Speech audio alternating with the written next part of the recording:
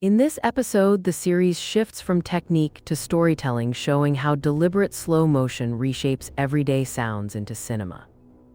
We follow a street musician whose breeze and bow reveal micro gestures unseen at normal speed. A practical tip is to shoot at higher frame rates, lock exposure, and practice framing to keep rhythm even when action slows.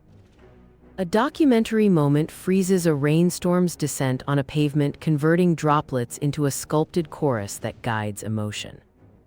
Each episode couples a real-world case study with a quick after-action edit plan, empowering creators to narrate time itself.